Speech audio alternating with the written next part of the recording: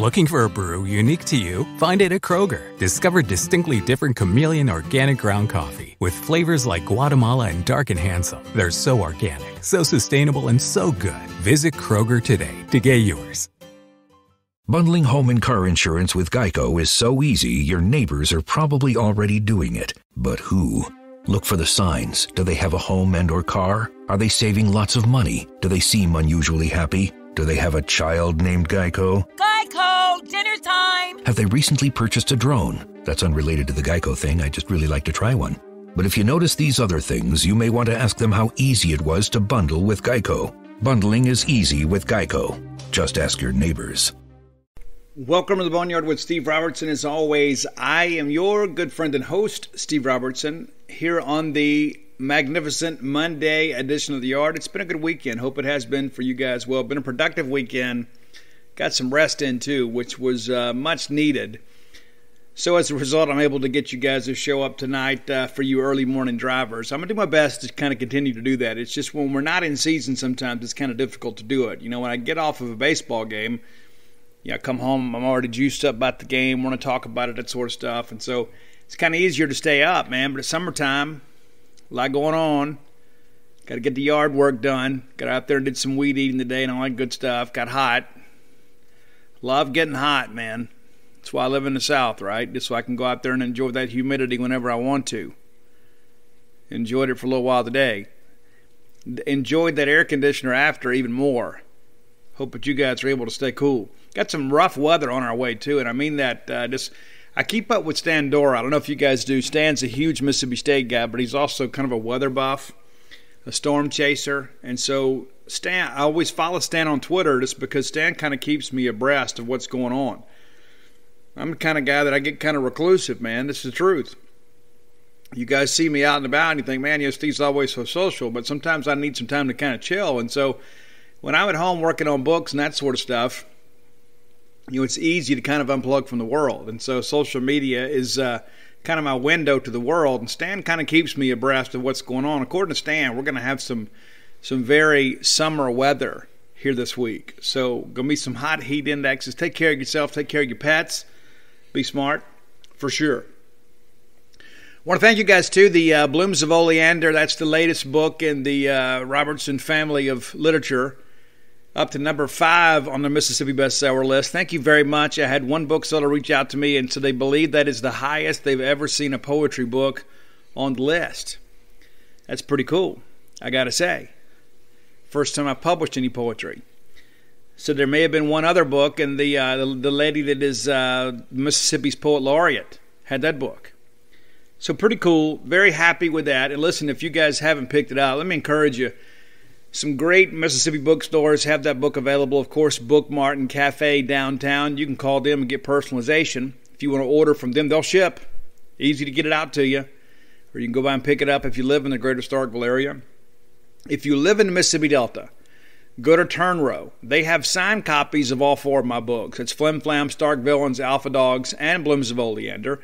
So if you don't care about personalization, go in there. I love that bookstore. I love those people. Great folks. Got a great relationship with them.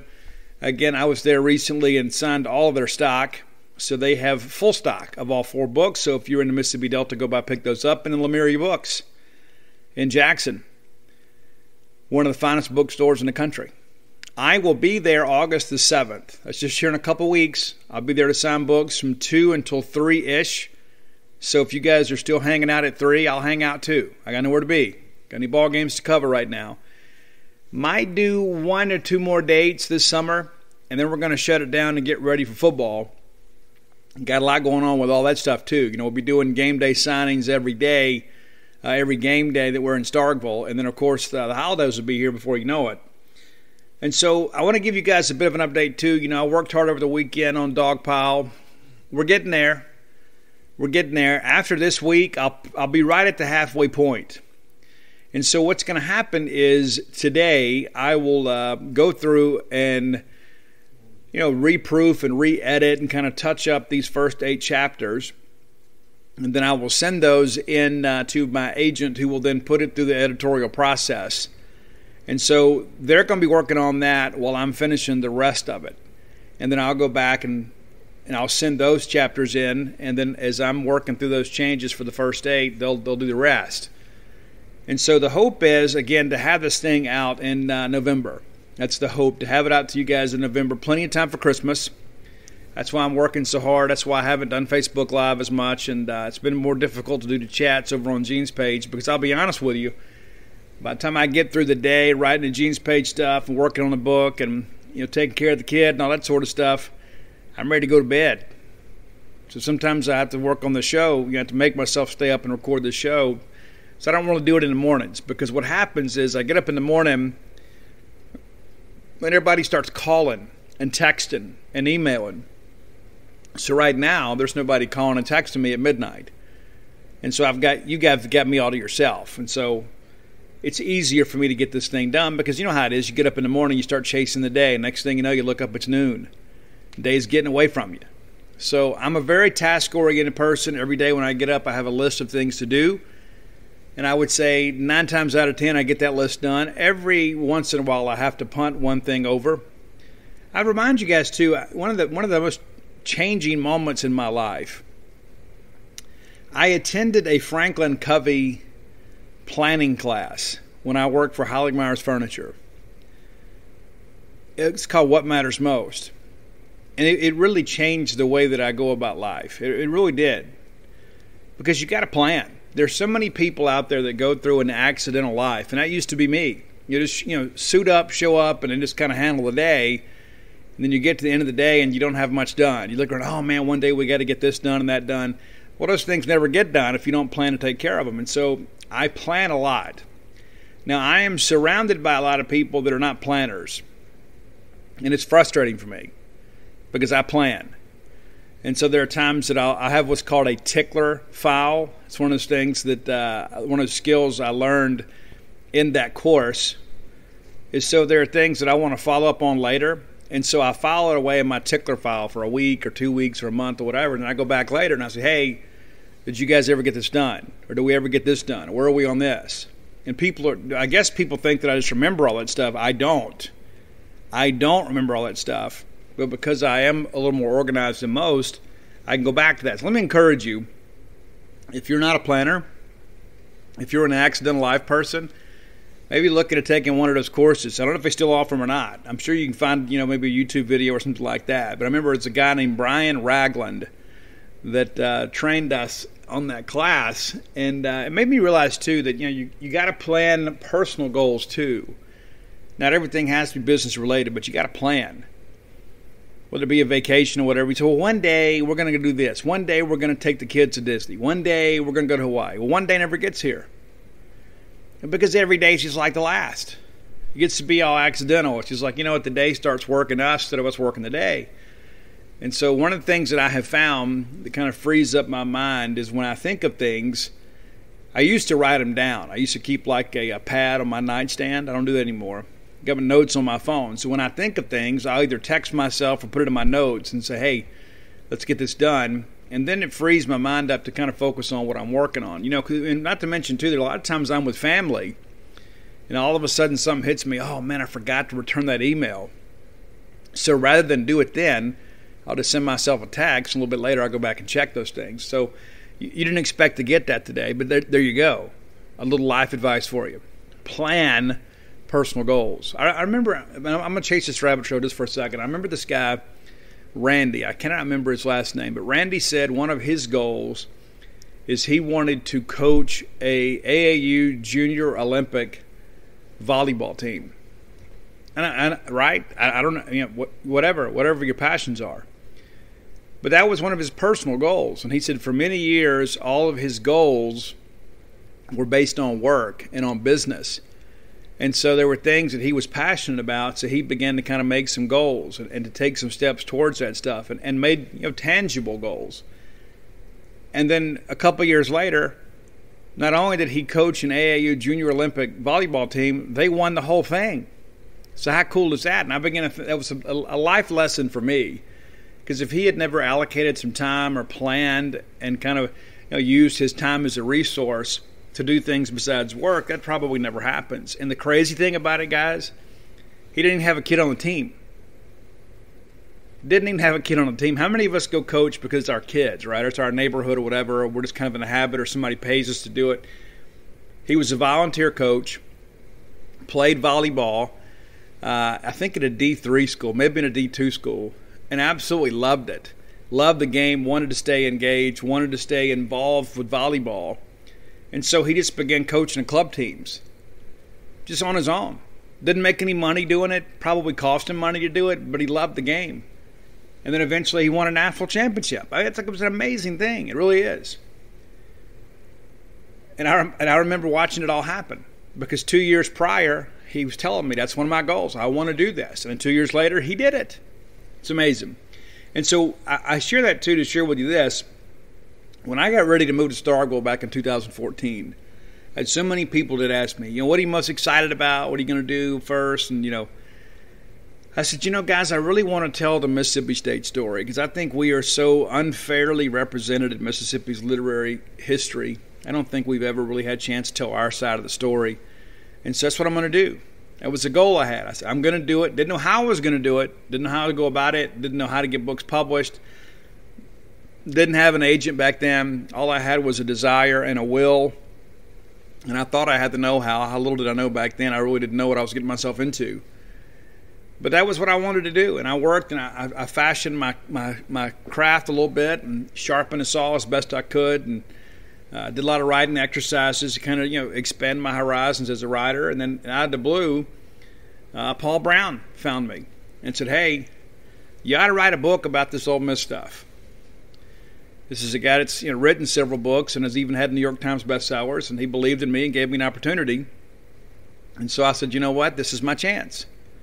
And I think, to be honest with you guys, he emailed me, and I don't think I responded for about a month, because I just wasn't sure. Number one, I wasn't sure who he was.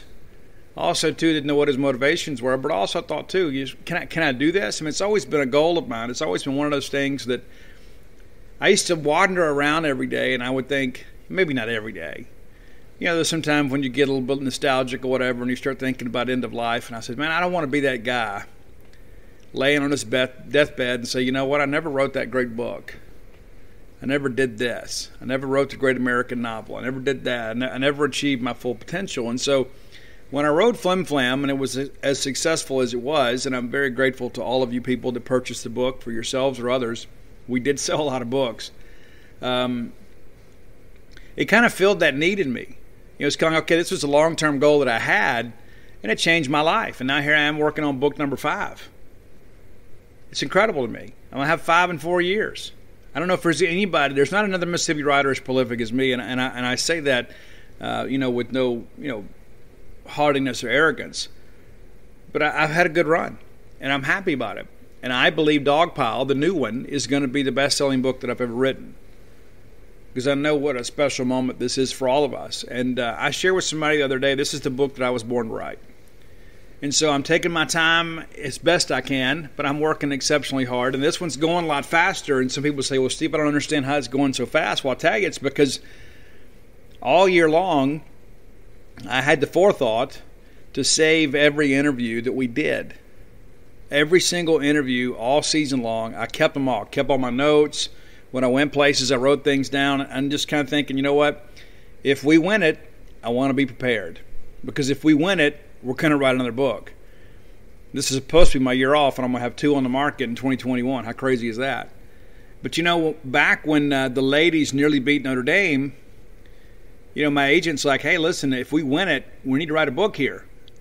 And I was like, I'm so unprepared. And so for the last 2 baseball seasons, I have been very ambitious and also very optimistic about our team's chances. And so I have taken very detailed notes just in case. And thankfully, I'm getting to use all that. And so as a result, these interviews are already transcribed. I remember so many of them. I go back and listen to them before I write a chapter and say, yeah, this is the quote, this is the big moment here. And it kind of leads me in the right direction. And so it's been a lot easier. It's also been a lot of fun. Tires me out a lot, but it's been a lot of fun because there's so much stuff that I forgot. There's so many things that mattered to all of us so much in the beginning of the season. There's so many things we were worried about. And I remember saying then, guys, it's a long season. Things have a way of working out. We got great leadership on this team. We're going to figure some things out. We got a great coach. Just give it some time to play out. Well, it did play out. And I'm not going to sit here and say I told you so, but I did. I really felt like we had a chance to get to Omaha. And once we got there, depending on the matchup, we had a chance to win it. And the closer we got to it, the more confident that I became. Now, I'll be honest with you, along the way, you get swept by Arkansas, and you begin to, kind of question the value of our team. And it wasn't so much I thought we had a bad team. I just thought maybe Arkansas was a lot better than us. Then you go back and you look at the series up close and personal. I wrote that chapter late last week, and there were some things that were kind of scary. There's some other things that kind of gave you a little hope, but by and large, it's a dreadful weekend, as I talked on Friday's show. Then you get in Kentucky, then you get into Auburn, you get into A&M, and you start making hay against those teams. You're thinking, okay, we're growing. We're a different team. We go to Nashville, should have won 2 out of 3 up there, but we still weren't a complete team yet. Then we lose the series to Missouri, still trying to figure that out. Cost us a share of the SEC championship. And we can say, well, we got bigger fish to fry. And maybe that's true for Hoover. But, man, we need to win the SEC. Whenever we get a chance to win the Southeastern Conference Championship, that we probably need to do that. That probably ensures that we're going to be, a top 8 national seed. And the way things have gone here as of late, probably a top 4 national seed. But Dogpile's going great. I'll update you guys as we go, but it's been a lot of fun. And I've had a lot of people reach out, man. Listen, I could probably write 2 books. Not going to, but I probably could. I got so many people that have shared their stories, and guys, I'm going to use the best ones, and I'm going to do my best to kind of make you guys feel a part of this. But there's a lot of people that have contacted me and say, hey, I want to get this in, or I'm just not going to be able to get everybody in. I'm just not. I would love to. I'd love to, but I just want to make sure you guys understand that if I don't pick your story, don't get your feelings hurt. Don't get your feelings hurt. I'll do the best I can. Bulldog Burger Company, longtime sponsors of this show. I will be there one day this week. I haven't decided what day, but I'll be down there this week to eat because I am jonesing for a pimentology at bacon. It's been a couple weeks since I've had one. It's time to go fill up again. Bulldog Burger Company is a great place to work. It is a great place to dine. It's a great place to go for a night out, whether it be with your family or your significant other, or maybe just some friends from work. Go and have that adult beverage or go have a family meal. You can do whatever you want. A lot of versatility at Bulldog Burger Company. I love going there. You will too.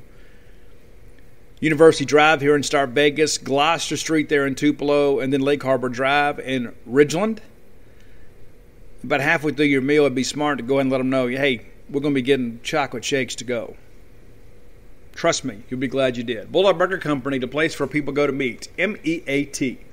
All right, we're going to talk a little baseball today. There's some comings and goings. We talked late last week about Jess Davis and R.J. Yeager coming to join our program. We are also having some people leave, as you guys are aware. Probably have seen much of this on Twitter, but I kind of want to keep you updated too. Because here's the thing. It's a special roster, but not everybody's going to be back. And not everybody made the postseason roster. And Chris Simona said that was one of the most difficult things he's ever had to do. A lot of guys, it's their dream to one day go to Omaha, win a College World Series. And there were a lot of guys that contributed in some respects that didn't get to make the trip, didn't get to play, didn't get an opportunity to be on the active roster. And so I share that with you because I think it's important to understand you get a short time in life to play ball, right? And as great as Mississippi State is, if you're not going to play here, you need to go somewhere you can. And so some of those guys have moved on. You may have seen Spencer Price. I like Spencer Price a lot. I love his family, man. Just great people all the way around. I mean, every time that I see them, they all have a smile on their face. Spencer's a guy that's overcome a lot of adversity. Was pitching really well last year when the season got canceled. And this year came back and was effective at times. But Spencer now moving on now to be a coach. Going to coach pitching at Wallace State Community College. We wish Spencer the best. I know he has a pretty serious girlfriend too there. I joked with him when I saw him in Omaha. She played softball at Mississippi State. He played baseball. So they should have some very athletic children. So let's go ahead and get a recruiting brochure in their hands sooner rather than later. But, yeah, big fan of Spencer Price, man. And not just because he plays metal drums, but it helps. Josh Hatcher, moving on to Kennesaw State. You may recall he was committed to Kennesaw State when we flipped him. Had this discussion over on Gene's page here yesterday. Just think about the fact that, there's kind of a gentleman's agreement in baseball. You don't really recruit committed players. But what happens a lot of times, too, is those guys continue to kind of reach out to schools. I know in the case of Jake Mangum, that his family reached out and said, hey, listen, does Jake still have the opportunity to play at Mississippi State? Well, yeah. Well, come on. So think about this. We think about some of the most significant players in Mississippi State's most recent run. Ethan Small, former Vanderbilt guy. To be honest with you, I think he was committed to 3 different schools. I think he was an Austin Peay guy, then a Vanderbilt guy, and then a Mississippi State guy, and then a first-round guy. And Jake Mangum, of course, flipped from Alabama. Tanner Allen flipped from LSU to State. That's a Canizaro deal. But either way, where would we be today had we given up on those guys? Where would we be if we just said, well, those guys want to go there? We didn't. And Josh is kind of one of those guys too. And listen, I know Josh maybe perhaps didn't have the junior year we had hoped, and certainly not the one that he'd hoped. But I like Josh Hatcher a lot. And I like the fact, too, that he still stayed engaged and was a defensive replacement late in ball games. And listen, he was a rally starter at Omaha. He had a couple of hits, man, to kind of get things going. Always be grateful for Josh. And listen, I hope that he goes to Kennesaw State and has a big year. And with a full 40-round draft next year, perhaps he'll get a chance to get in minor somewhere. We'll see. But I like Hatch a lot, I really do. Brandon Pimentel announced over the weekend he is headed to University of Texas, Rio Grande Valley. And again, another great guy, man. Just another great guy. Just didn't work out. This is a guy that if you made a mistake with a fastball, he's going to crush you, but just had a tough time recognizing spin. And so I hope he kind of gets it figured out. I wrote about him recently in the book. Great play in that no-hitter against Kent State. Ball bounces off the bag. He fields and goes and gets on the bag to preserve a no-hitter. 9 times out of 10, that thing's a double, man. It's a great play by him. And we put him in because the game was over. We weren't necessarily trying to preserve a no-hitter, but we did. Landon Jordan, we've talked about him on the show. I'll always have a bit of a soft spot for Landon Jordan. This is a guy that grew up in a Mississippi State family, wanted to play here, and really didn't do anything to lose the job when we reshuffled the defensive lineup. When we inserted Forsythe and slid Cam down to third, Landon was kind of the odd man out. And again, he didn't do anything to lose the job. Doesn't have the range or the power that Cam James does, and just not the defender that Lane Forsythe is. But I hate it for the guy. I really do. I really do. And it's a difficult thing to live with. You left the team, and then they won a national championship. But he's headed to South Alabama, and so I hope Landon does well down there. I hope he meets his wife, gets his degree, and it goes on to great things in life. He is a great young man, and I do think about him a lot. I really do, and I've thought about him a lot in the last couple of weeks, just thinking, that's a heavy thing to have to live with, that you quit, and then they win the first ever national championship. That said, he was a contributor when he played, and I wish him the absolute best. Jackson Forrester, he of the high leg kick, like Jackson Forrester, didn't pitch much this year. He does have his degree from Mississippi State, if I'm not mistaken. He is now headed to Lipscomb. Hope that he goes up there and does exceptionally well.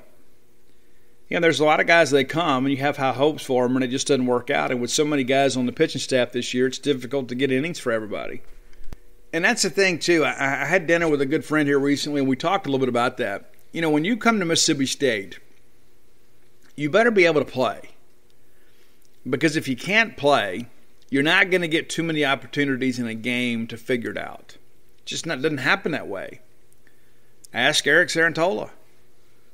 You can look at some of our relievers. That's just kind of how things work. You got to come in ready to play. In the minors, it's different. We were competing for a national championship, so we couldn't afford to give any games away.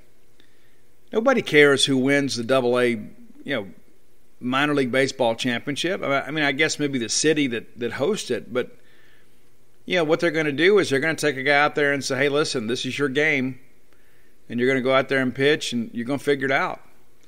Well, you don't get to do that at Mississippi State or LSU or Arkansas or, Florida. It just doesn't work that way. So they can't afford to be patient with you because there's just so much riding on every game. And they may throw some guys out there in the midweek to get some work, but they're not going to throw a ball game just for you to get some work. It just doesn't work that way. And so that's no reflection on Jackson Forrester. I'm just kind of speaking in general terms here. It's just, it's difficult to get innings for everybody. And that's frustrating because those guys work hard in practice too, and they just want to get out there and show what they can do and help the team. And then maybe they get out there and they have a couple bad innings and you don't see them again for a month. Speaking of that sort of things, Xavier Lovett headed to Texas A&M. Man, hate that he's in the West. You know what I'm saying? But I wish X the best. Guy's got great velo, got great stuff. He at times kind of struggles with control, but he's a young guy. He'll get that figured out. Really wish that he was the guy that kind of hung around for a little bit. But wish him the best, just not against us. X, we're going to need you against Ole Miss every once in a while, so eat your Wheaties that morning and be ready to roll, baby. Case Garner is in the portal. I had heard out in Omaha that he may be going to Southern Miss, but I have not seen anything to kind of confirm that here in recent weeks. Just haven't seen anything out there, so maybe he goes to Southern Miss, maybe he doesn't. I know we got a handful of walk-ons out there that are trying to catch on somewhere. Wish those guys the best, but it's very difficult to go from you're basically going from one walk-on situation to another. You were a walk-on here and you didn't play. Chances of you getting a spot somewhere else are pretty slim. Davis Rokos, left-hander, and it seemed like every year was going to be the year. He had a couple of good innings for State this year. Just couldn't kind of get him harnessed. And he would have been a great matchup guy for us down the stretch. We just simply couldn't get it figured out. He's headed to University of Georgia. The guy's got big-time stuff when he's on. He really does. And so, again, you kind of wish him the best with all of this. But you're not against us. We want. In the Smoky Mountains, it's not just about getting away. It's about getting together to zoom across a zip line, splash down at water parks, shop till you drop, and say hello to the statue of our hometown hero, Dolly Parton. This year, discover the thrill of visiting the Smokies and reconnect with those you love the most in Sevierville, Tennessee. Learn more. Visit Sevierville.com. That's visit SEVIERVILLE.com. At Giant Eagle, My Perks means earning perks and dollar rewards fast. Plus, big savings down every aisle with new lower prices on thousands of items. More perks, easy savings. Now that's rewarding. Want you to do good, just not better than us. It's never anything personal. But I wish all these guys the best, man. That's like the thing, sometimes in football it seems like, some guys leave and you're kind of sick of them. You know what I'm saying? It's like, he did this, he did that, he's always undisciplined about this, and you're kind of okay when they leave, because they're kind of a cancer or, disruption to the program. Just not the case in baseball. I mean, occasionally there is a guy that does something stupid. There is. I mean, I'm not going to sit here and defend them all. And we've had some here in recent years, guys that just couldn't stay out of trouble and they had to leave the program. But not these guys. These guys that are leaving the program this year, they're leaving for one reason, and one reason only. It's playing time. They're not going to play here. Why waste another year of eligibility when a coaching staff's kind of got their mind made up about it? Not to mention, you may have some guys around you that are just simply more talented. And then there's, 20 new ones coming in. And so you've already had a chance to kind of prove yourself, and you hadn't done so, and you've been here for a couple of years. You think, it's just not going to work out for me here. It's no hard feelings, but I got to go somewhere I can get on the field. I saw some people on social media asking about Josh Hatcher. Well, why would Josh leave? Well, the question that I would say is, why wouldn't he leave? Luke Hancock was going to be back. He was undrafted. Kellum Clark was not draft eligible. He's going to be back. So where's Hatcher going to play?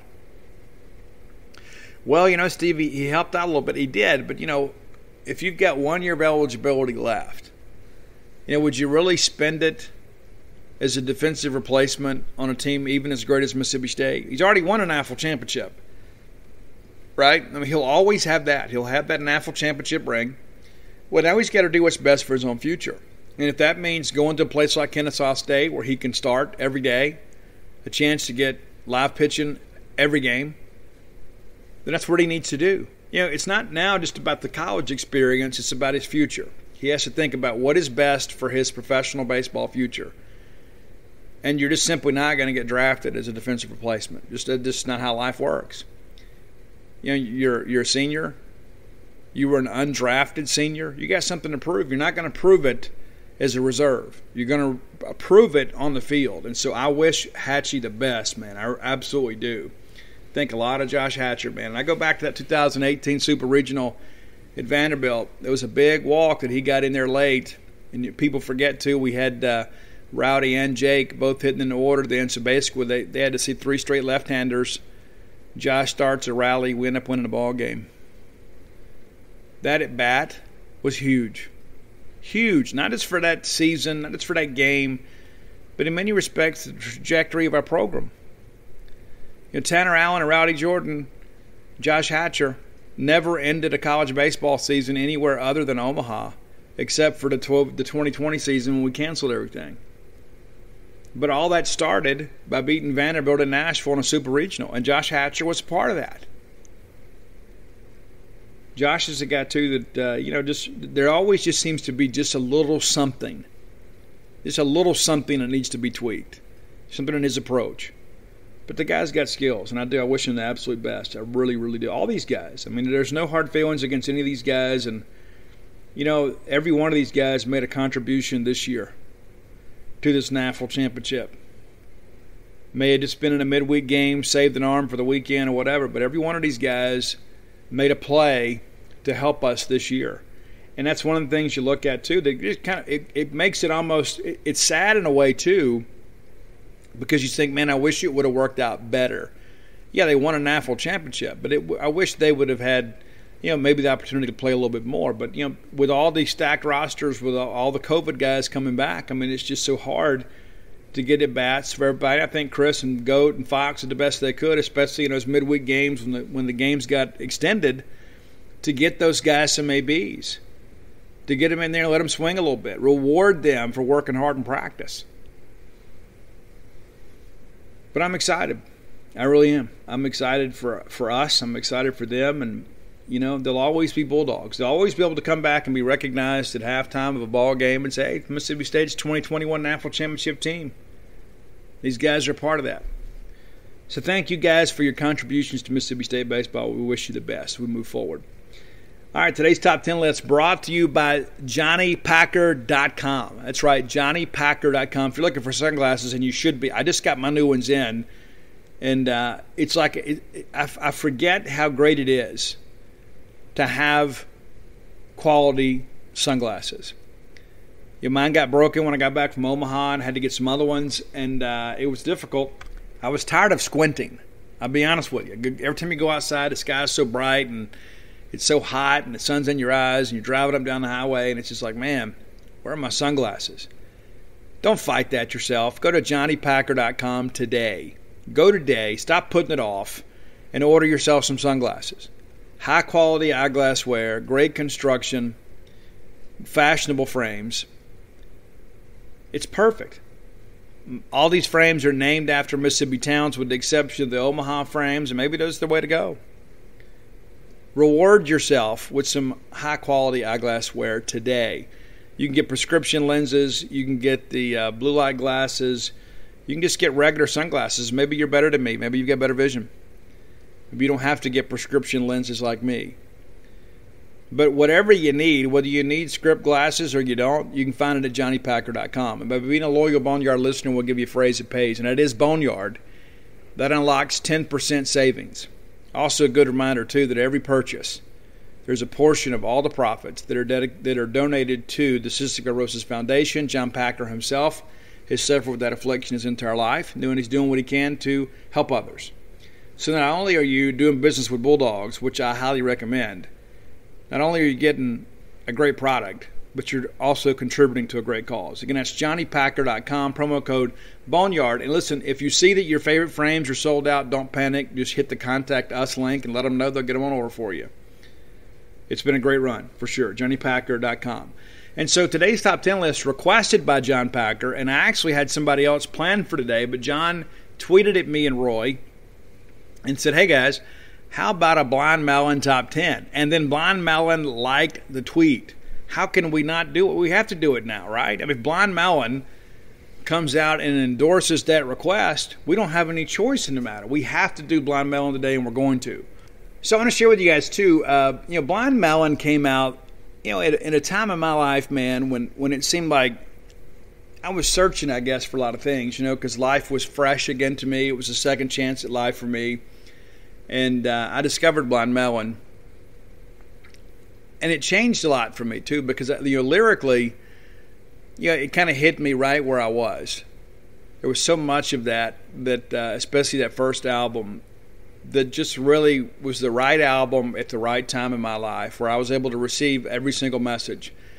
And I would put that album on. I'd get home from class, and I'd just put it on and let it play in its entirety. Even I didn't watch a lot of TV back then. I don't watch much now. I do watch some Netflix every now and again, but I've always been a music guy. And whether I was studying or just kind of sitting around or cleaning house or whatever, or just vibing, I listened to a lot of Blind Melon.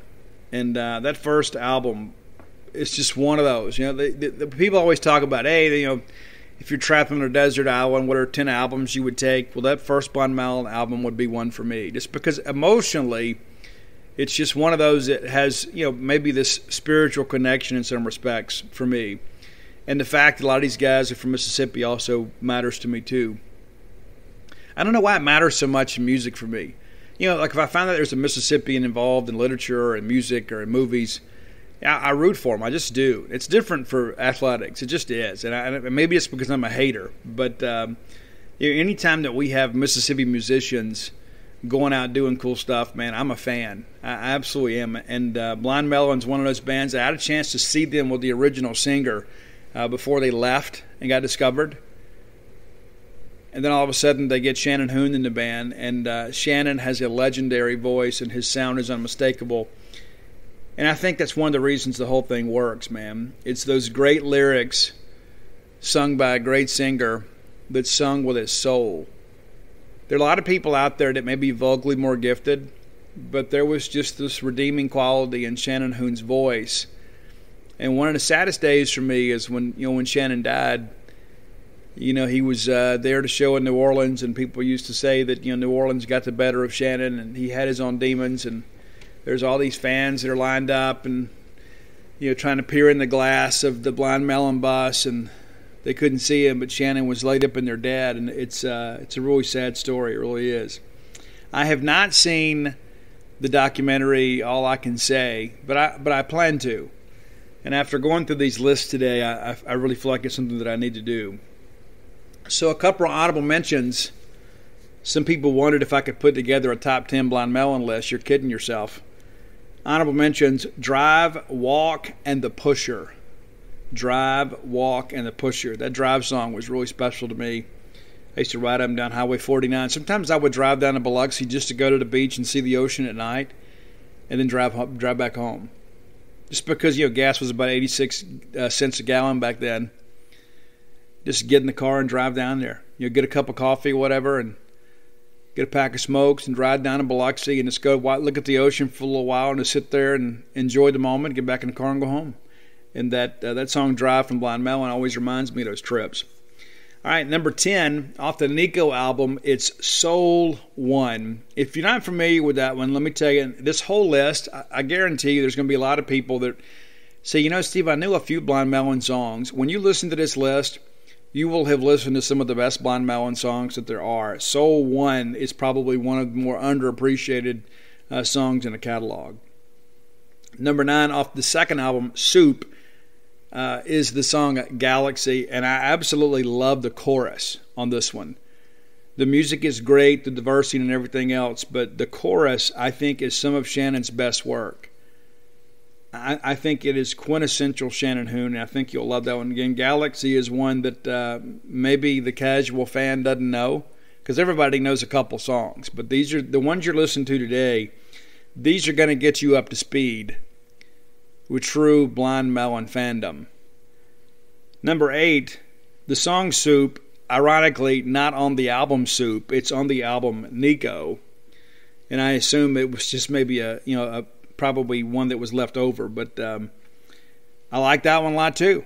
It's just one of those ones that is kind of unique in its own way. I love the guitar on that one too. There's some tone in that one. There's some guitar effects they use that kind of makes it somewhat unique. Number 7, Mouthful of Cavities. Lyrically, it's one of their strongest songs. Go back, pull the liner notes when you hear it. You'll be glad you did. It's the writing is very smart. It's kind of whatever you want it to be. I mean, it really is. It's like, that's the beautiful thing about art. It's all in they say beauty's in the eye of the beholder. It's kind of left up to your own interpretation. But I absolutely love that song. You will too. Number 6 is the song I Wonder. And the video for this song was actually shot in Mississippi. Little trivia fact there. I Wonder is a great tune. The video is really kind of weird. A lot of people in that video look like me today. But go check that one out. You'll dig it too. I honestly think you should watch the video, not just listen to the song. I think the video provides some different context. And you can see Shannon Hoon in all his muddy glory. Number 5. This is kind of a cult classic, I guess, for Blind Melon fans. There are a lot of people that really dig this song. And it didn't get a tremendous amount of airplay. But it's Toes Across the Floor.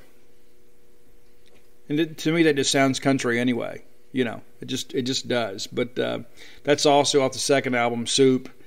I really dig that one. And again, guitar, to me, Shannon is great. But I think the guitar on this one is just what makes it more of a unique song. It's just one of those songs where the instrumentation, I think, is a little different than anything else in the catalog. So now we get to the top 3. And I think most everybody would say, yeah, Steve, I know what the top 3 are going to be, but what order are they going to be in? They may surprise you. Number 3 for me, and of course all 3 of these are from the first album. Number 3 for me is Tones of Home. There are a lot of people that really love that one. It really resonates with a lot of people, and I think in many ways it kind of reminds people of Mississippi. Shannon was actually from Indiana, good friends with Axl Rose. He's in the No Rain video.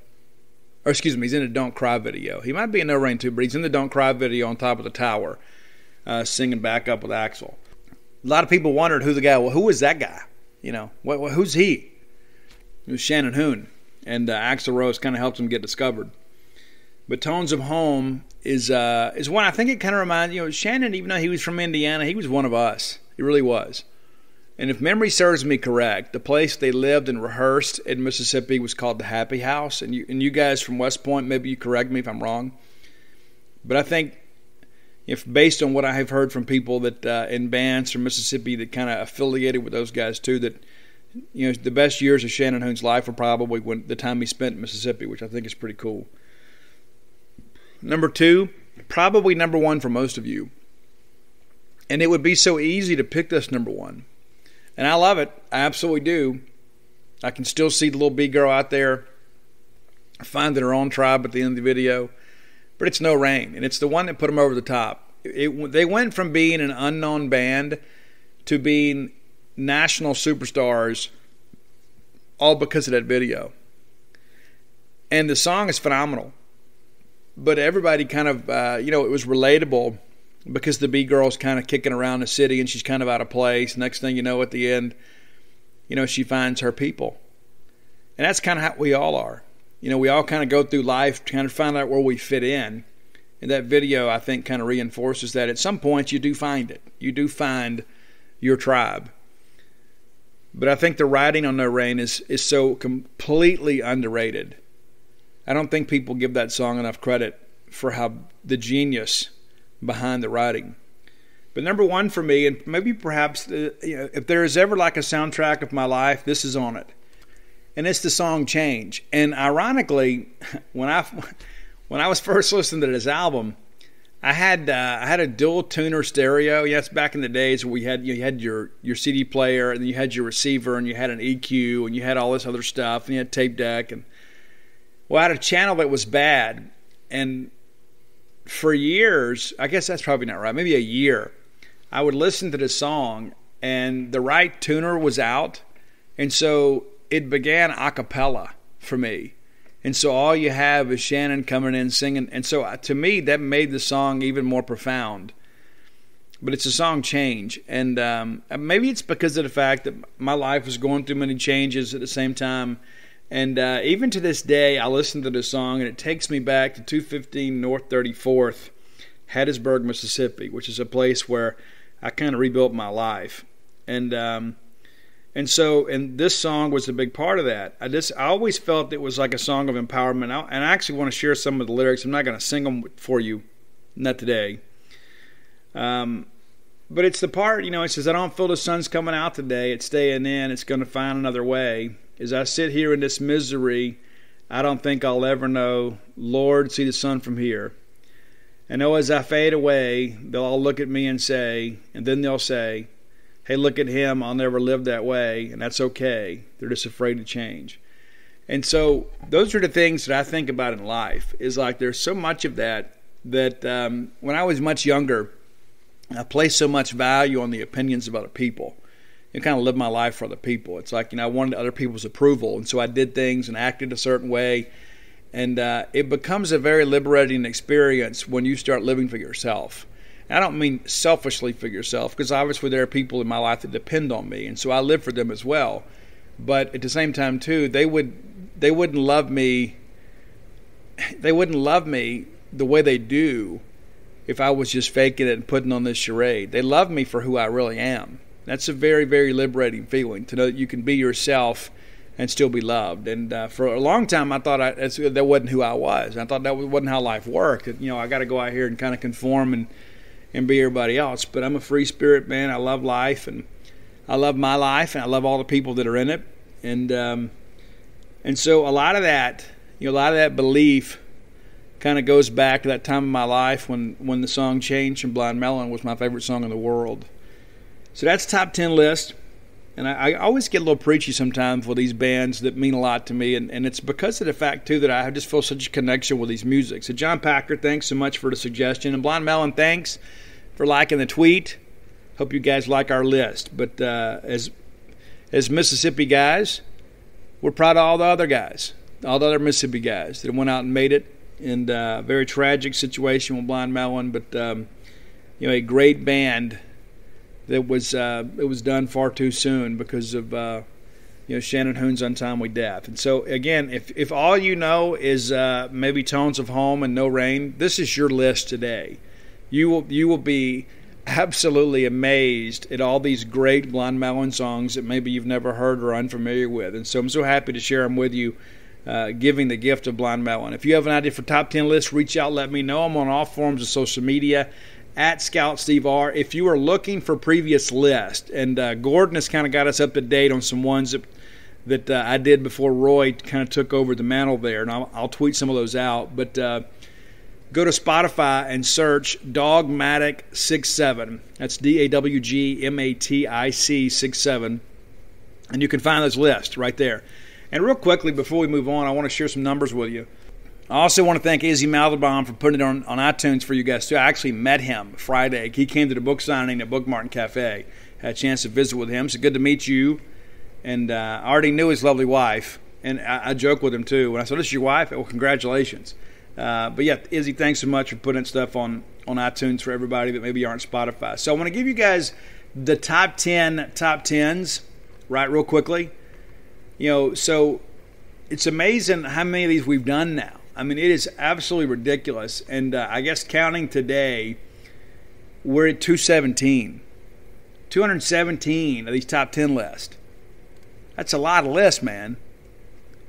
So keep your suggestions coming. So number 10 for us is Jimmy Buffett. These are the most listened to, right? Number 9, and a bit of an upset, it's Bullet for My Valentine. And that really, really, really, really makes me happy. Number 8 on the list, Roy's got all these numbers. Number 8 is Journey. Journey, a former number 1 for us, is now number 8.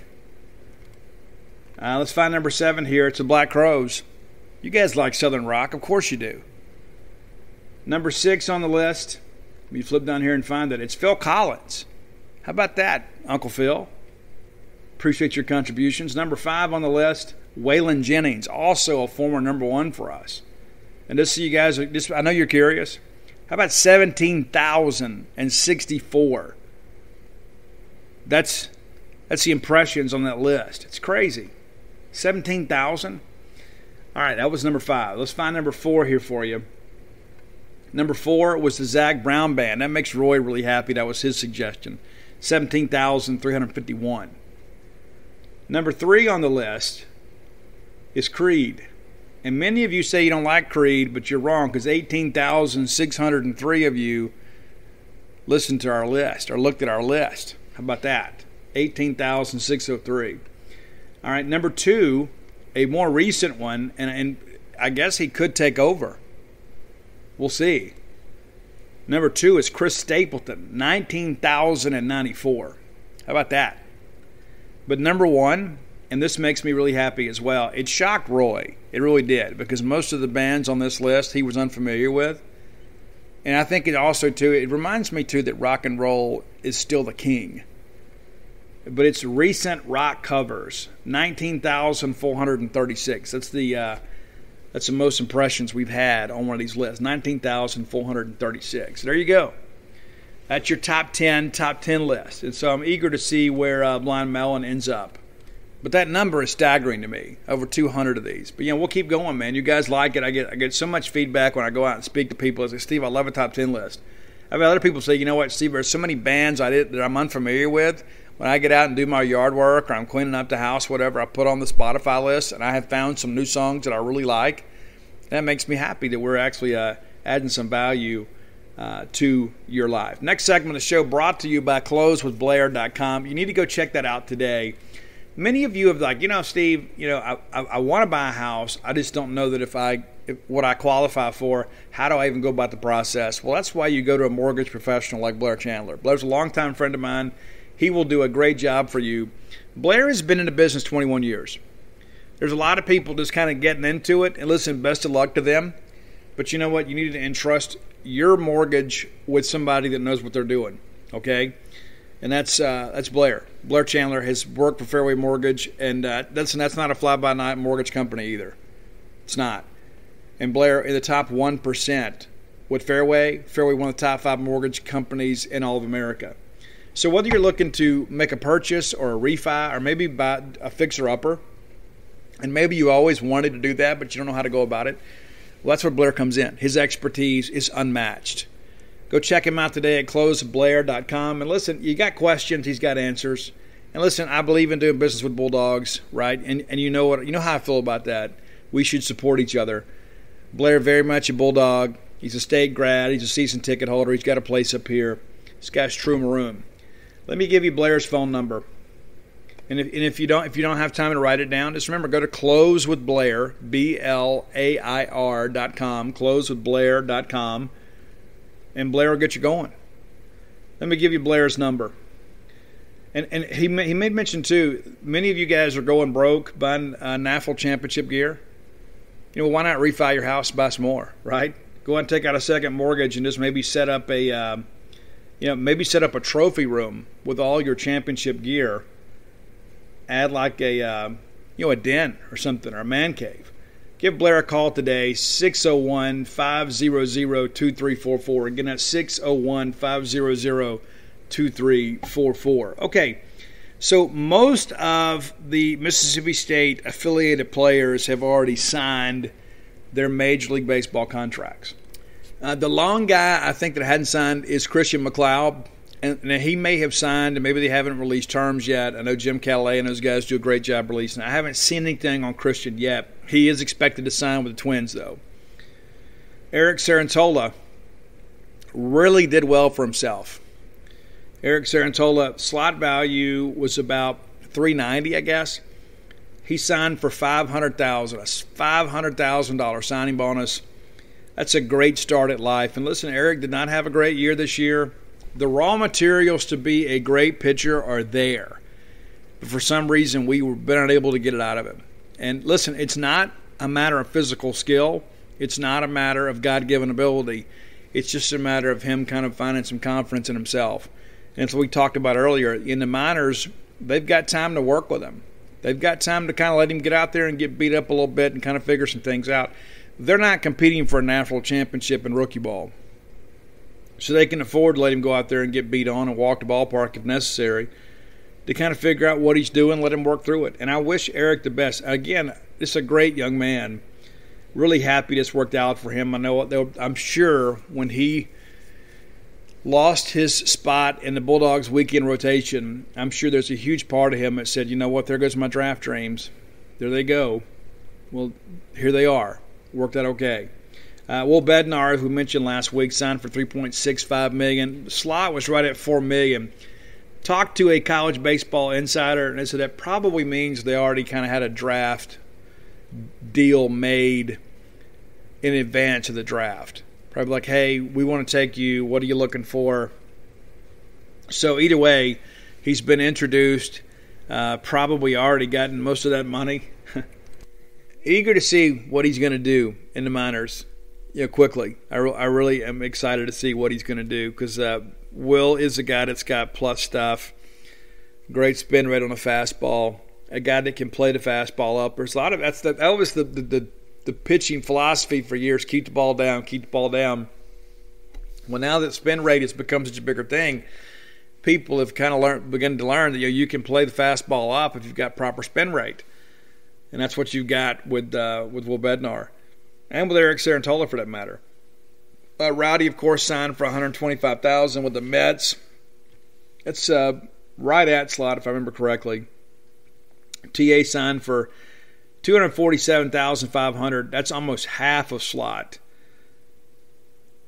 But what are you going to do? I don't know. Maybe TA needs a better agent. I don't know. But I think TA is just kind of ready to get going. Let's be honest. That $200,000, it's almost $250,000 there actually. He'll have an opportunity to make that up. I think TA is going to be a big leaguer. I really do. And I don't say that just because I'm a homer. I just think his approach at the plate is next level. I think that he is a guy that he learns in every at-bat. He doesn't have a lot of holes in his swing like a lot of other guys do. He's short to the baseball. He doesn't try to do too much. But when he gets the pitch he wants, he does hammer it. And this is a guy, too, that, he's not going to be a 25 home run guy. Could be a double-digit guy. We'll see how he translates to the wooden bat. But, the thing about TA is he's so darn competitive, and you're just not going to outwork him. And he has kind of a major league mentality, too. He's really able to kind of flush it and move on. And there are a lot of younger guys that struggle with that. That they begin to have some struggles. And we've seen some guys on our team, I'm not going to name any names, that when they begin to struggle, it takes a month to come out of it, and sometimes they never do. TA's been up and down at times too, but this year he's been incredibly consistent. And so, again, I'm not going to cry over that money, and I'm sure TA isn't either. But he will have an opportunity to make that money up because I don't think he's going to be, down at single A ball for very long. I think he'll be at double A before you know it, and then we'll kind of see how things go. And the 3 signees have already signed. No question that was going to happen. That's Maddox Bruns, James Wood, and, of course, Jordan McCants. So no surprise there, of course. And that's one thing that we talked about on the show after the draft is everybody drafted is expected to sign. And then McLeod's the only guy that hadn't yet, and that's just a matter of time. And so with an abbreviated draft, they're going to have some assurances up front. And, of course, there are a couple guys that don't. And it probably cost some scouts some money too. Probably cost some scouts a job. And you take a guy in the first or second round, they better sign because you don't get a chance to make that up. But by and large, guys that are drafted, especially in the first 10 rounds, they're gone. There will be some guys that are drafted late that'll like to come back and improve their stock. And next year, there'll be a lot more of that with a 40-round draft. But, this year, before they go take a guy in the top 10 rounds, they're going to get him on the phone and say, hey, listen, we want to take you right here. What are your salary demands? Here's what we're willing to offer. And listen, you had some other Bulldogs, too, that got those same phone calls. And talking to one player in particular's family, and I'm not going to mention the name because I don't want to put them in a bad spot. It said, listen, we had a number, and it was up to him. But he said, you know what, this is a number I got to have to pass on an opportunity to repeat as a college baseball national champion. So it's like, in order for me to go, I'd love to go play pro ball. I really wanted to come out this year, but we've won a natty. We got a chance to win another one. I've got a chance to play my way up into the earlier rounds in the draft. And so you're going to have to come off that pocketbook to get me to go. And they just couldn't find any takers. It's not they didn't have any interest, and it's not that people weren't willing to pay them some money. They just weren't willing to pay what they were asking. And that's the kind of stuff, too, if you're a Mississippi State fan, makes you feel pretty good, too. You know, it's selfishly we'd love for all those guys to come back. But guys like Rowdy and TA, they had to sign. They did. You know, Christian doesn't have to sign. You know, he could have liked to come back. I don't suspect that he will by any stretch. I think it's just simply a matter of time. But he has some leverage to work with. But it's very rare to see guys that have 2 years of leverage get drafted and not sign. They just don't want to mess with those guys. I think there was only a handful of guys last year that were, you know, guys that had 2 years worth of leverage that actually were drafted. So we'll move on from this. We talked about transfers first part of the show. We're talking about draft guys now. And so that's just kind of where we'll go with this. Is that it's going to be a different roster next year. But, yeah, there's some guys out there that are doing a great job hitting the baseball around you. Jeffrey Ince, a guy, you know, from prep at Sandwich State. I've met his dad. These guys are true maroon. Quarter, you know, the junior college kid is absolutely lighting it up in summer baseball. And that's one of the things, too. It's so many times we get caught up in, okay, well, listen to who all we're losing, and we don't think about who we're gaining. And we got some guys coming in, they're going to help us. You guys are aware of Jess Davis and R.J. Yeager, but, you know, there's some guys out there, and let me run some of these summer league stats down for you just a little bit. So Marianne Swindoll updates these for us once a week over at genespage.com. It is a free article for you guys to look at, if I'm not mistaken. Yeah, it's a free article. And you can kind of keep up with that. And so here, just, you know, there's a signee named Slate Alford, played in a perfect game league, hitting .279 right now. A couple doubles, 11 RBI, doing a good job. But Matt Quarter, this is a guy, an absolute monster right here. Matt Quarter is hitting .385 with 7 home runs and 14 RBIs. That guy's getting it done. That's in 52 at-bats. Jeffrey Ince, I mentioned him. He's hitting .354. .354 with 17 hits and 48 at-bats. That's a future second baseman for you right now. Just kind of looking ahead there. Kai McDonald, a doubles machine at Mississippi State, hitting .286 right now. Got to work on the K's a little bit, but he's getting it done. Got 9 RBI, a triple, a couple doubles. Let me move on down here. And listen, when you see these numbers too, don't think less of your returning players. They just went through the grind of Omaha. Many of them don't even want to be there in the summer leagues. They're just there to kind of, you know, get some instruction, and they'll be back. Many of them will be back this week. But Jackson Fristow has been up and down a little bit for us up there. Hadn't pitched a whole lot. Casey Hunt has pitched out there and done pretty well. And I expect him to be a bigger part of the bullpen as we kind of move forward. Team USA, Landon Sims doing a good job. 4 appearances, no earned runs, 4.1 innings pitched, allowed just 3 hits and 6 Ks. Absolutely getting it done. Parker Stinnette's had a couple of good outings out there in the Valley League. And Mikey Tepper getting it done in the Cape. Actually has a start under his belt too. So, you know, again, these guys, in many respects, have been playing baseball for a year. Need to come home and get some rest. I'll be honest with you, I wish they'd all stayed home just to get some rest.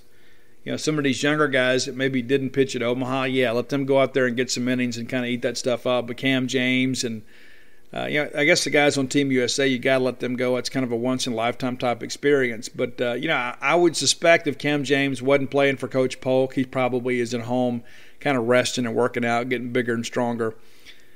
But you know, I'm excited about the team, as you guys are as well.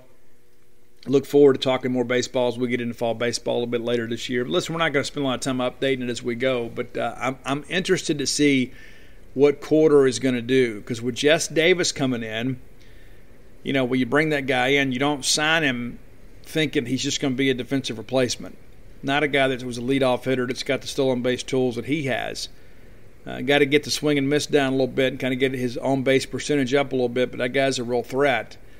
When you bring Jess Davis in, all of a sudden you see Quarter lighting up in the summer, and you kind of begin to rethink, you know, maybe you're starting 9 if you're the casual fan. Now, of course, Chris Lemonis is thinking, okay, fall baseball is going to determine who's going to play in the outfield for me, you know, because your infield is pretty much set.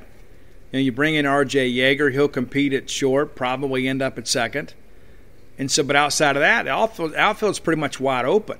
I mean, I don't think there's a spot out there. I mean, Cumbus is probably one guy you can look at and say, you know what, I need to have his bat in order. And so we'll kind of see how things progress. But I think the outfield is going to be completely wide open. And I think the fall baseball scrimmages will go a long way in determining, who's going to play. Anthony Corder's out there absolutely ripping the cover off the baseball right now. And you've got a guy hitting the long ball as well as he is. Why would you not have him in your order? We talk all the time about, adding some pop to this order. And that was the big concern this year coming in is, what do we do about right-handed power without Westberg and Foscue? Well, Logan Tanner stepped up, did a good job for us. Cam James stepped up, did a good job for us. So let's just say you look at, Kellum Clark, Logan Tanner, Luke Hancock, Cam James. You can run those numbers back, Cumbus maybe. Yeah, those are double-digit home run guys. Then you add Yeager, double-digit home run guy. You add Corder, hopefully he's a double-digit home run guy. And so you're going to have power kind of up and down the order. I mean, Lane Forsythe's a guy that's not a power hitter, but I do think he will take a jump offensively this year. Jess Davis has got its hit a few, but that's not really his role. And so I began to kind of look at this order. I think, all of a sudden, we're going to have a much longer lineup next year that could really hurt you. There were times this year, before we had Kellum Clark in the order, once you got through, the 5 spot or 6 spot, at bottom third of the order, you just didn't feel like you had anybody down there that could hurt you. At times you had Tanner Leggett and Lane Forsythe both down there, and you just didn't have any pop in the bottom third. And all of a sudden, we get into postseason, and we have Cumbus and Clark hitting back-to-back. Well, next thing you know, we start hitting more home runs. And so when you can try 6 or 7 guys out there that have the ability to hit 10 home runs in a season for you or more, it changes the way people pitch to you. It does, and you just can't pitch around people. I think this is going to be a very, very, very good offensive lineup next year. And again, the fall will kind of flesh that out. Campus Bookmart, I know many of you spent a lot of money with Campus Bookmart to get your championship gear, and I believe all of it's been shipped out. At least most of it has. If it hadn't, email them and they'll research it for you. But I know that I've seen a lot of people celebrating their Campus Bookmart deliveries here as of late. Appreciate your patience with them and all of our Starkville vendors. People are doing their best to get these orders filled. It's unprecedented times, man. It is. And if you're like me, man, I'll just wear a championship shirt every day. I got a friend of mine bought 13 national championship shirts. He said he bought a couple just to put up. He said, I got a couple that I'm just going to put up, not even going to wear them. Then he's going to wear a different one every day. Good for you. Maybe you feel the same way. I see a lot of flags, see a lot of bumper stickers, license plate, covers, all that good stuff, or frames. You know what I'm talking about. There's so much stuff out there, it's difficult to keep up with it. A lot of these hats. If you hadn't filled out your collection, you need to go to campusbookmart.net today. And Stan and Man, Miss Kathy Brown, and the lovely, talented Susie can take care of you. And Candy. Candy's great too. Don't get me wrong. But if you can't make it to town to see their smiling faces, visit them on the World Wide Web at campusbookmart.net. And by being a loyal Boneyard listener, you get the phrase that pays, BSR, which stands for Beautiful Steve Robertson. That'll get you free shipping on all orders over $50. All orders less than $50, absolutely incomplete. Again, that's free shipping on all orders over $50.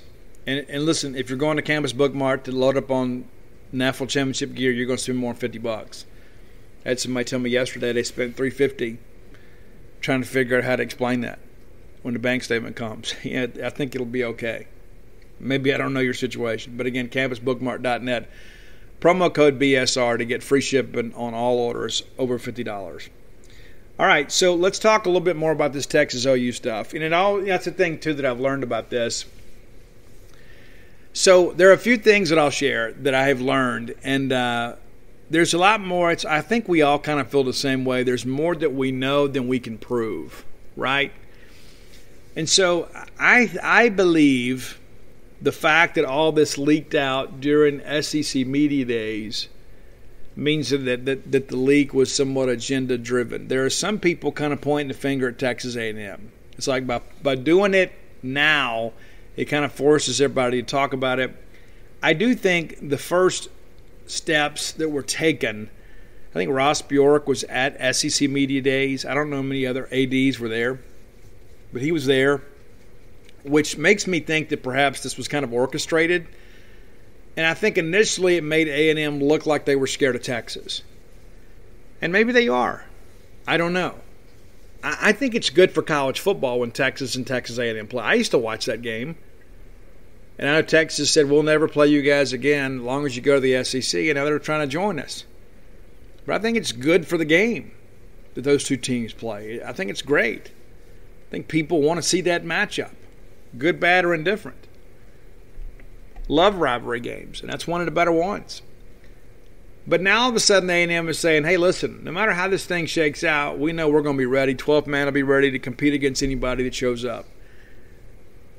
What that tells me is somebody somewhere probably gave A&M either some direction or some context. But a lot has changed. I've had some people share with me, too, that there's some numbers out there that are just astronomical. I don't know who factors these things in, but they're saying within 3 years that each SEC school could rake in an additional $40 million in revenue. I don't know how you quantify that in advance, but if that's the case, it's just an absolute no-brainer. I was thinking last week, based on some projections, it was going to be about $20 million more a year. And I was thinking, hey, well, let's do it. We can take that $20 million, man, and we can kind of distance ourselves from some of the schools we recruit against. In a lot of these Olympic sports, we could dump some more money into baseball and certainly do a lot to enhance our football facilities as well. But then all of a sudden you're talking between $35 and $40 million a year. What are we talking about? If those numbers are anywhere close, it's worth it. Now, I also believe that this going to the 9-game SEC schedule is going to be a big financial thing for the schools and for the league. It does make it more difficult for us to get bowl eligible. There's no doubt about it. But if you look at it, most years we're not 6-6. We've had some of those, but most years we're not 6-6. But we're going to have to be smart in our non-conference scheduling. That's the thing I wonder, too, is if we're going to play non-conference games, can we get out of this Power 5 thing? I mean, honestly, if we're going to play non-conference games, can we get out of the Power 5 requirement for the non-conference? I mean, to me, it's a no-brainer. I'm not the one making that decision, though. Also been some talk about the SEC's been in serious discussions with Ohio State and Miami. I'm told that's not correct. That's what happens, too. It's like once somebody gets beat on a story, then everybody starts tacking on to it. But there's never any accountability. There's nobody ever comes back later and says, "Oh, well, this is what you told us and it was wrong. I'm going to unfollow you and unsubscribe from your media." But they do it. They just kind of tag along. But there's a lot of people out there. It's like, yeah, well, we broke this and they didn't. Oh, we're tagging along to this and now there's going to be this. And the thing that I keep going back to as well, and I do think there is a really good chance this is going to happen with Texas and Oklahoma. There's too much smoke from too many people that are pretty well connected. But that said, I go back to 2010, and Chip Brown and others, there were so many people that were, this Pac-16 thing was done. They were saying it was all going to be announced in it's a matter of time, and then in the end, Texas is the one that kind of put the brakes on that deal and said, you know what, we got to send our softball team to Pullman, Washington. We got to send our volleyball team to Eugene, Oregon. That's awfully expensive. It's awfully difficult to do. So they stayed put. Now, of course, the Big 12 administrators, they're trying to find a way to keep Texas and OU together, trying to find a way to incentivize people to remain in this conference. And I understand there's the Texas and Oklahoma legislator, people are jumping in there. And here's the thing, too, and I guess because of the fact that many of those schools are funded by state tax dollars, they feel like they should have some say in things. But I just don't see how you can stop a school from changing conference affiliations. And here's the concern, too, on probably most of the conference. It's, Texas has had this attitude as if we can't run it, we're going to ruin it. And that's just the reality of it. They ruined the Southwest Conference. They've basically ruined the Big 12 Conference with their own greed. You're not going to come to the SEC and bully anybody here. And so here's the reality of the situation. If Texas wants to be the king of the hill, they need to stay in the Big 12. Because you're not going to come to the SEC and all of a sudden get preferential treatment when Alabama's already got that role filled. Right? You're not going to come in here and bully Florida. Florida got among the most national championships across the board as anybody in the country. You're not going to come in here and bully LSU or Georgia. We're not TCU and Baylor and West Virginia. And so if Texas is going to come in here and be a good soldier and be a good league member and kind of, see this as a situation to improve their own station in life, then okay, come on. But if you think you're going to come over here and take over, you might as well stay where you are, because it's just not going to happen. It's going to be miserable for everybody involved, mainly you. And and again, I don't know that Texas is enough without Oklahoma. If it was Texas and TCU wanting to come, I don't think you make the deal. But you got a chance to add 2 college football blue bloods that have been good for decades. I know Texas is not back, but Oklahoma's potentially going to win a national championship in football this year. And so, yeah, those guys bring something to the table. I think they also make it more difficult to make the playoff in every other sport outside of football for themselves. You think Texas is going to come in here and run through the SEC in baseball like it did the Big 12? They're probably going to come in here and be a 16 and 14 type team, like most of the average teams in the SEC. Here's the deal, Texas. I mean, it's like you've gotten used to playing Kansas and Kansas State and Baylor in baseball. So we're going to replace that. You're going to have a month where you're going to play LSU and Arkansas and Ole Miss and Mississippi State back to back to back. And you're going to play on the road at Baum and on the road at Dudy Noble. And chances are you're going to lose all 4 of those series, or you're at least going to lose at least half of them. You're not going to sweep any of them. And when you run through that gauntlet, your RPI is going to tumble a little bit, your ranking is going to tumble a little bit, but your ego is going to get crushed. Because this is a baseball league that is very unforgiving. It's not like, we had a tough weekend against TCU, let's go beat up on Kansas.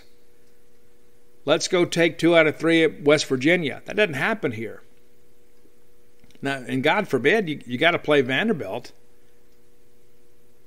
And this is the kind of conference, too, as the national champions learned this year. You show up and don't bring your A game, you can get beat by the worst team in the league, like Missouri, because we did. And so I don't see Oklahoma as a team that's really going to come in here and add a lot of value to baseball. I think they will benefit from being in the SEC. I think Oklahoma, if you've ever been to Oklahoma, and I have been a handful of times, and I love the state of Oklahoma. I love going to Tulsa. When I go up there, I go to the Hard Rock, and there is a smell that is unique to the Hard Rock in Tulsa. When I walk in there, I know exactly where I'm at. I feel so incredibly refreshed when I go in there. I don't know that I sleep better anywhere in the country than I do at the Hard Rock Casino in Tulsa. I love that place. I do. I love going in there. I love going to the joint. I've been to some shows there. I love eating there. It's great. I love that place. And I got a good friend that kind of runs a show out there. And when I get a chance to go, I go. I've been to Oklahoma City a handful of times. I've been to the Oklahoma City Bombing Memorial. It changed my life. It's one of the only places I've ever been where I didn't feel like talking. You take that tour, man, that Oklahoma City bombing tour, it'll change you, man. It does. It gives you a new lease on life. Makes you see life in different lenses. Yeah, I've been to Stillwater. I've been to Norman. Oklahoma's a great, great place. And for many of us, we'll be getting a chance to go to Oklahoma for the first time. I would love to be able to go watch the Bulldogs go play in Norman, Oklahoma. It'd be amazing. And we wouldn't have to do it very often because it wouldn't be on our side, or shouldn't be. But that would be a really cool thing. But I don't think Oklahoma's a team that comes in here and changes our baseball thing. I don't know if they come in here and change basketball. I think Oklahoma probably has more to gain by joining the SEC than Texas does. But I think Texas needs Oklahoma. And it continues the Red River Shootout, and all of a sudden we'll care more about that, right? Because it impacts the SEC standings. But when I look around the rest of this whole conversation, I think there is a lot of silliness involved in all this. But again, when it boils down to money, I know some people say, well, we're losing our identity. Guys, listen. Mississippi State, for decades, trailed everybody when it came to facilities and athletic budget. You guys know it. We did. And now all of a sudden we're able to kind of benefit because of the fact that we're a charter member of the Southeastern Conference. And I have read some of these self-loathing fan posts on message boards, and sometimes I love all of y'all, but some of y'all make my head hurt. Nobody's kicking Mississippi State out of the SEC. Why in the world would anybody even want to do that? And I'm going to be honest with you, and this may hurt some feelings. I will be happy when that segment, that line of thinking, let me just go ahead and stop. Because I'm going to say something to hurt some feelings. I'm not going to say it. But let me just say, I'll be glad that we've evolved from that. Guys, we have played for a national championship in 2 different sports 4 times in the last 8 years. 4 times. We didn't just get lucky. We played 4 times. We've been to 11 straight bowl games. We're doing our part to load the SEC bowl coffers. We hadn't been as good in basketball as we wanted to be, but we are contributing to the Southeastern Conference. You want to talk about somebody who isn't contributing? Why aren't you guys saying kick Ole Miss out? They're not going to get kicked out either. They're also a charter member. But who has done less for the SEC West than Ole Miss? I'll sit back and wait. But yet some of our fans will get out there and say, oh, they're going to kick us out of the league. Just stop. Stop. Stop talking or stop being a fan, one of the two. Either way, I'll be happy. Just stop. It's stupid. Stop. Where's your pride? They're going to kick us out of the league. Well, why if we could kick you out of the fan base? How about that? That'd make me happy.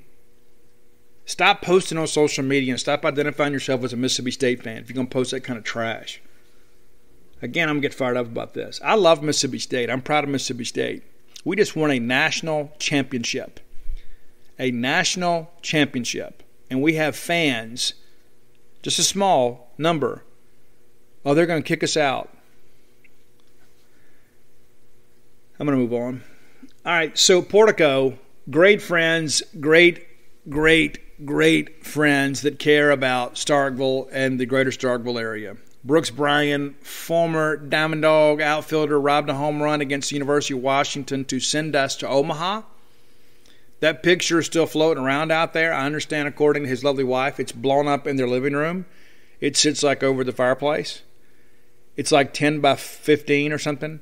It's it's got its own light on it. It may be its own light source. But listen, Brooks wants to put you in a new place too. Maybe you can have your own pictures on your own wall of your own major accomplishments and have your own lights on them. Right here in Starkville at Portico. Whether you're looking to make this your full-time home or perhaps your home away from home or even an investment property, Portico is the way to go. Very easy to get to. Turn off of 82 onto 12 as if you're going to campus. The very first right is Pat Station Road. As you cross over Old West Point Road, there's your new home right there in Portico. Go check it out. You'll be glad you did. I've had some of you reach out and say, hey, Steve, we went to Starkville to go pick up some championship gear, and we went and checked out Portico, and you're right. It's a great place. I would never lead you wrong. I don't do business with people that I don't trust. I trust Brooks.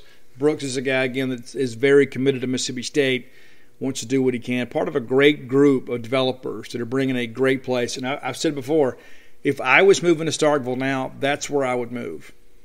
Absolutely, without question. I wouldn't even think twice about it. To be that close to campus, but also to be kind of out of the hustle and bustle of 12 and all the things that happen around Walmart, right? And you got that Walmart neighborhood market right there by you. It is absolutely perfect. There is some growth out there. There are going to be some new restaurants out there too.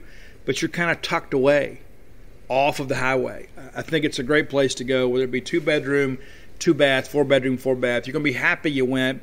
Contact Brooks Bryan today. Don't wait. Many of you have said, well, Steve, one day. Well, listen, today's the day to at least get some information. Start doing your own due diligence about making Starkville your home. Brooks is a great guy. He'll even give you some baseball stories. He's got some great Richard Lee stories and some Chris Lauderhouse stories, but don't tell him that I told you that. Give Brooks a call today, 601-416-8075. Again, 601-416-8075. Okay, so as we get closer to Friday, we're going to start previewing Top Dog Camp. Talked a little bit about it. There are a few guys, too, some big names that we're hoping to show up. Jahim Otis, been invited to both State and Ole Miss. He may make both of them because he's not planning to camp. He's not working out either place. And he has nothing to gain from working out anyway. So a lot of people say, oh, he's going to be here, he's going to be there. As of Sunday, not exactly sure what he's going to do. And that's from someone very close to him. But he hasn't ruled out visiting both places. He also, I'm told, is going to visit both schools during the season. Also not going to make a final decision until right around signing day. Currently committed to Alabama. Basically a commitment, basically a reservation. And listen, you can do a whole lot worse than having a commitment to Alabama while you figure this thing out. But kid can really play. Now, Stone Blanton, he may pull a twofer as well.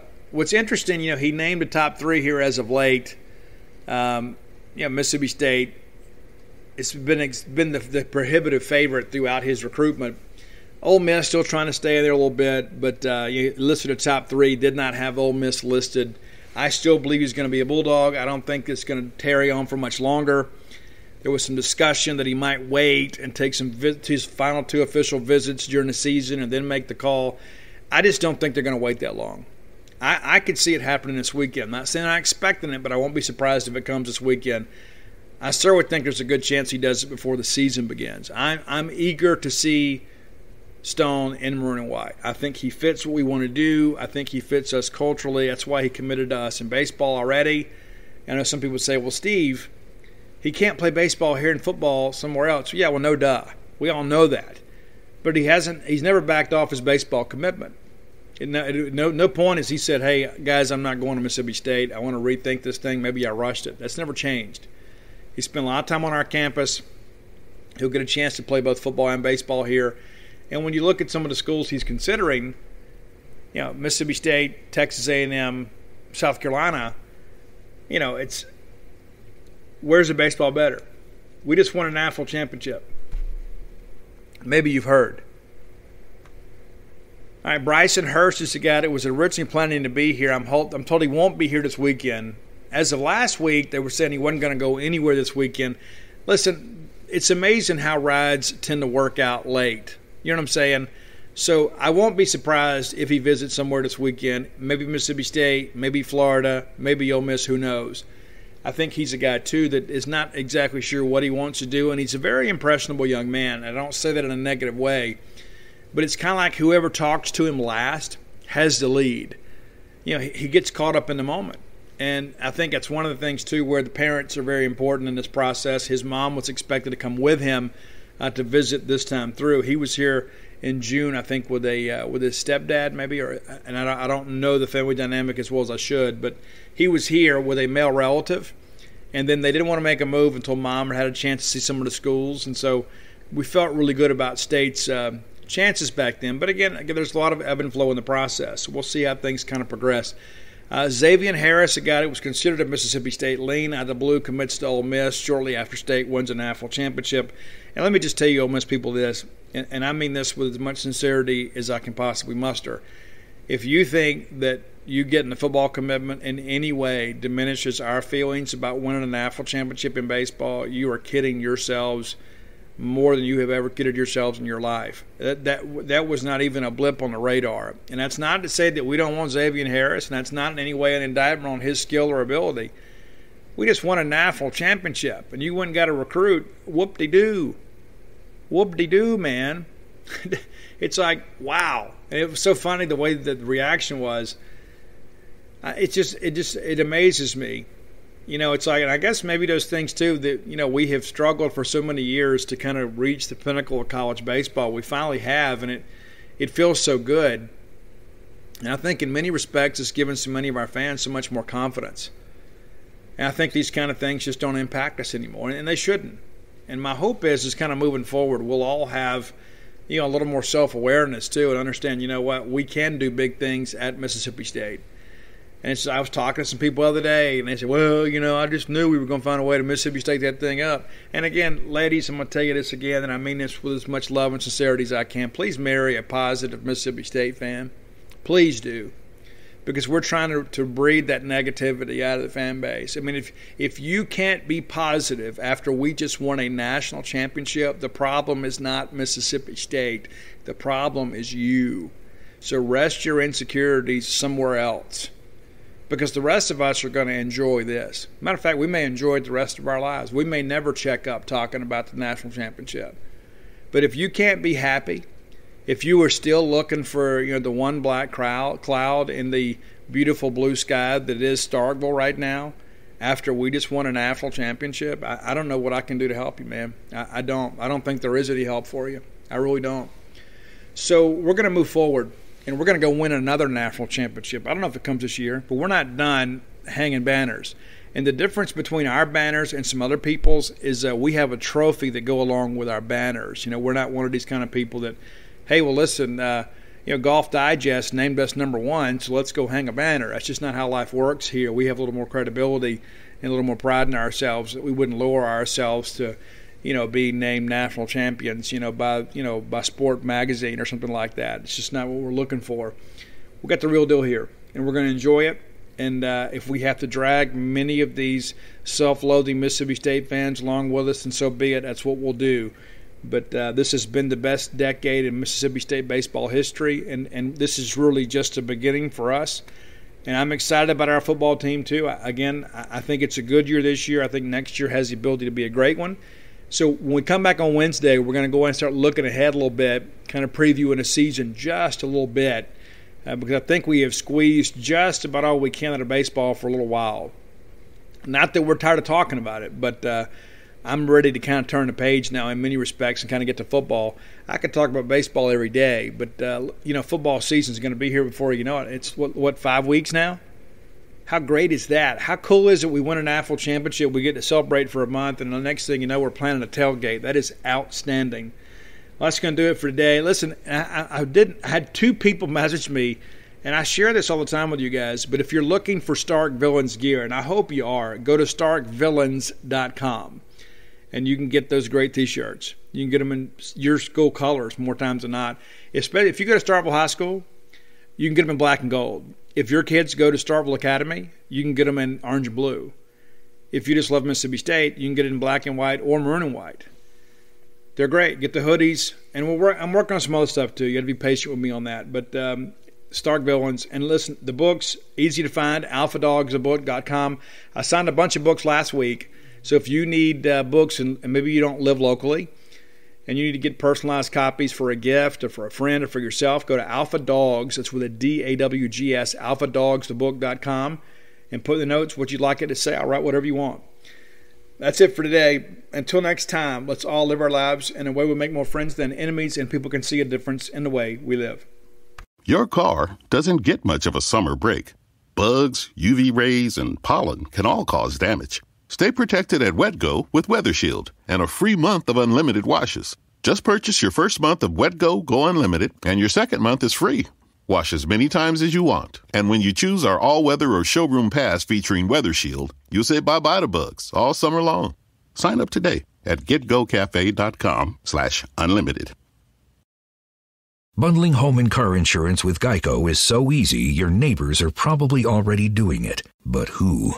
Look for the signs. Do they have a home and or car? Are they saving lots of money? Do they seem unusually happy? Do they have a child named Geico? Geico, dinner time! Have they recently purchased a drone? That's unrelated to the Geico thing. I just really like to try one. But if you notice these other things, you may want to ask them how easy it was to bundle with Geico. Bundling is easy with Geico. Just ask your neighbors.